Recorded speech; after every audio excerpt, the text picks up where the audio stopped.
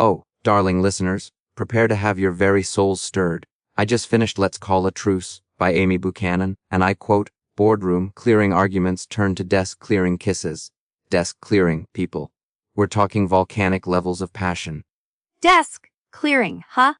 Sounds like someone needs to invest in a better filing system, or maybe just learn to control their volcanic urges in a professional setting. Oh, you cynical beast. You wouldn't understand the exquisite torture of forbidden love, the simmering tension between two people destined to be together, even if they spend 2 years throwing metaphorical and sometimes literal coffee at each other. Literal coffee. Is this a romance novel or a food fight documentary? I'm already picturing human resources getting involved. Exhibit A1 lukewarm lat, weaponized. It's symbolic. It's about Juliana, a widowed single mom, a powerhouse, battling her way through grief and the corporate jungle, and Ben, her infuriatingly handsome, doppelganger coworker who she's been feuding with for 2 years. 2 years. That's not a feud. That's a lifestyle choice. These two sound like they need therapy, not a meet. Cute. And every romance hero is contractually obligated to resemble a Greek god who moonlights as a lumberjack. But Ben is different. He's got that forearm thing going on, the kind that makes you want to, and he's surprisingly patient, considering Juliana is, shall we say, spirited. Spirited is one word for it. I've read the reviews, stubborn, indecisive, and snarky attitude that really bugs me. Were a few others. Sounds like a delight. I bet their shared best friend, Asia, needs a raise just for putting up with them. Asia is a saint, bless her heart, but that's what makes it so delicious. The forced proximity, the workplace pranks, the dancing intimately in a club that gets all the feelings going. It's a slow burn, a 2-year simmer that finally boils over. 2 years. My microwave dinners have a faster cooking time and forced proximity. Is this a romantic comedy or a hostage situation?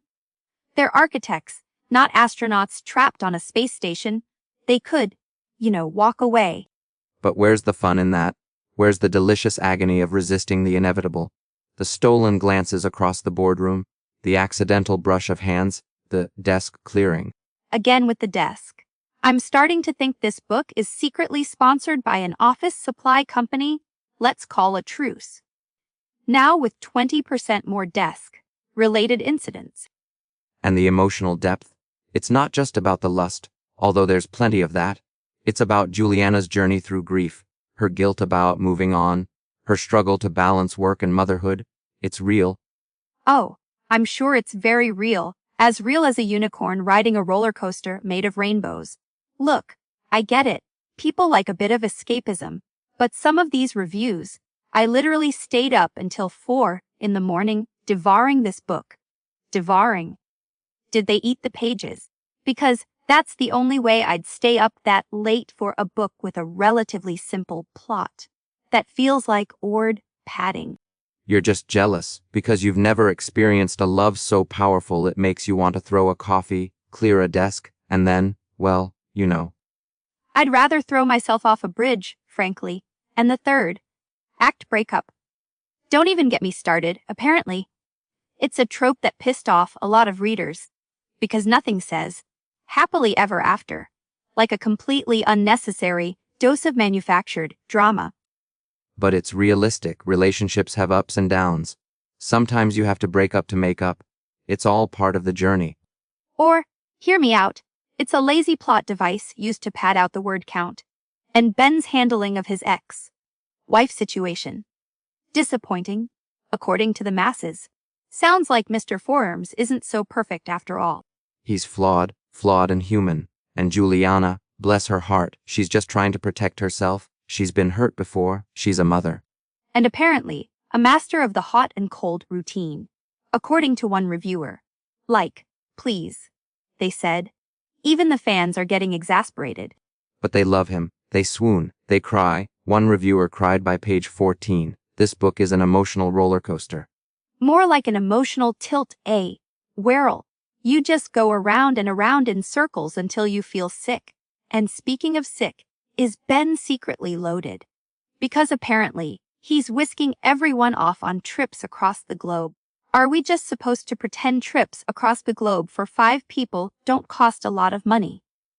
Good question, random reviewer. Good question. You're just determined to hate it, aren't you?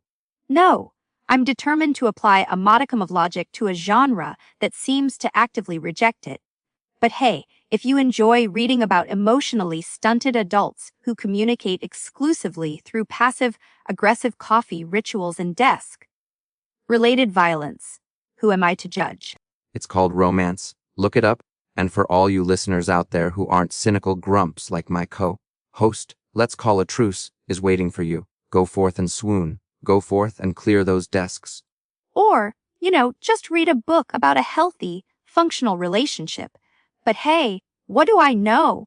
I'm just the one who prefers their coffee unweaponized and their desks uncluttered. And we want to hear from you. Call in and tell us your most outrageous workplace romance story. Did you ever throw a coffee at a coworker? Did you ever clear a desk? Please don't encourage them, please. The lines are open. Don't be shy. Let's get messy. This is going to be a long day. That is all for today's broadcast. Tune in next time only on Heart Book Radio.